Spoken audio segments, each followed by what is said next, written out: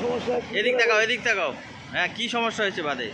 সমস্যা এই গেট যদি খালি বন্ধ না থাকতো তাহলে এখানে কোনো সমস্যাই হতো না। দুপারে দুটা গেট যদি খোলা থাকতো, জলটা ওপারে মেডেলে থাকতো, এপারেও থাকতো। এরা গেট সময় সময় বন্ধ করে, সময় সময় খোলে, সময় সময় বন্ধ করে, সময় সময় খোলে। আজকে কি হয়েছে?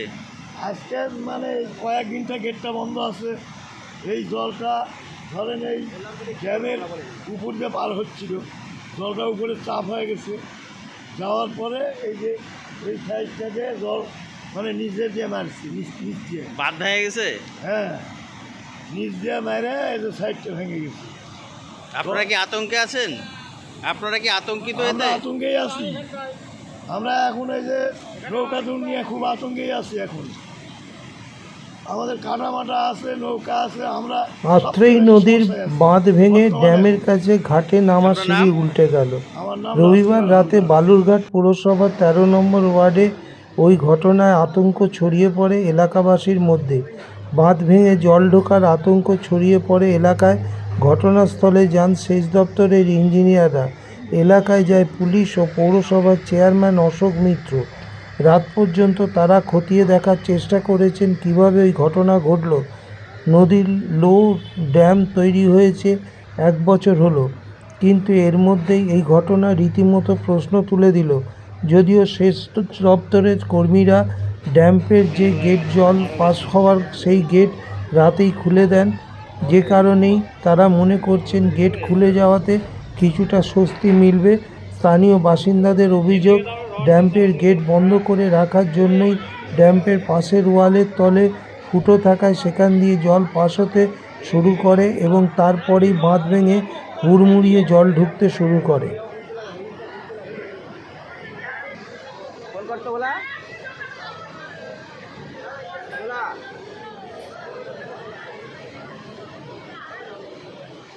করতে আসতো তখন তো আমরা এটা বুঝতে পারিনি যেখানে এত বড় একটা ক্ষতি হয়ে যাবে।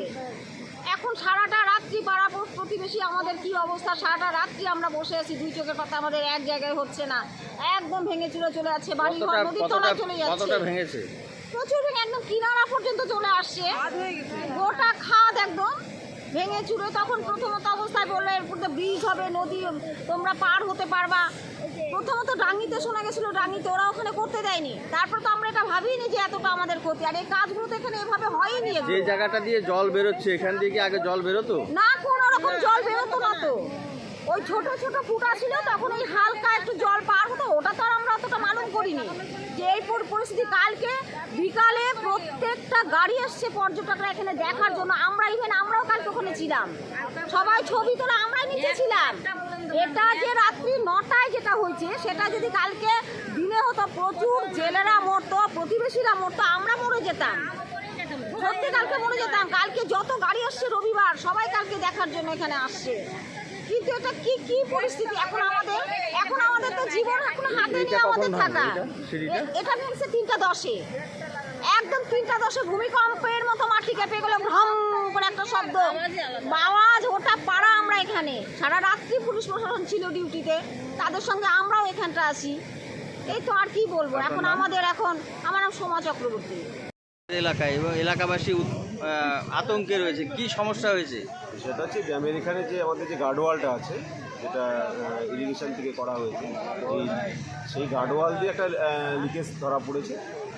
স্বাভাবিকভাবেই সঙ্গে সঙ্গে তৎক্ষণাৎ জেলা প্রশাসন এবং অ্যাসিস্ট্যান্ট ইঞ্জিনিয়ার ইরিগেশনের যিনি রয়েছেন তাকে খবর দিয়েছে। আমি নিজে স্পটে এসেছি।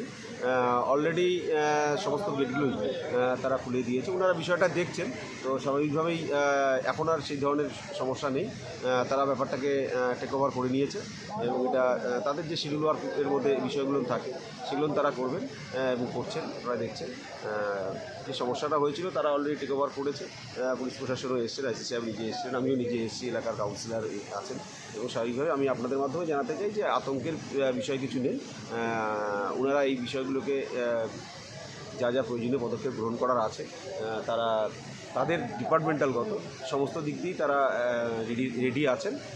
আপনাদের মাধ্যমে জানাতে চাই যে এখানে আতঙ্কের কিছু বিষয় নেই, তারা সমস্ত বিষয়টাকে টেক ওভার করেছে। গেট বন্ধ ছিল, গেট বন্ধ না থাকলে কি এই সমস্যাটা হতো না বলে মনে করছে? না, এটা তো ওনাদের শিডিউল ওয়ার্কের মধ্যে পড়ে, মানে কোন সময় গেটটা রাখবে জলস্তরের উপর ডিপেন্ড করে, এই বিষয়টা তাদের টেকনিক্যাল বিষয়, এটা তারা সেইভাবেই মেনটেন করে। এখন এই ঘটনাটা ঘটেছে, সঙ্গে সঙ্গে তারা এসছেন, প্রয়োজনীয় পদক্ষেপ গ্রহণ করেছেন। আমি এইটুকুনো বলতে চাই যে মানে চিন্তিত হওয়ার কোনো কিছু বিষয় নেই।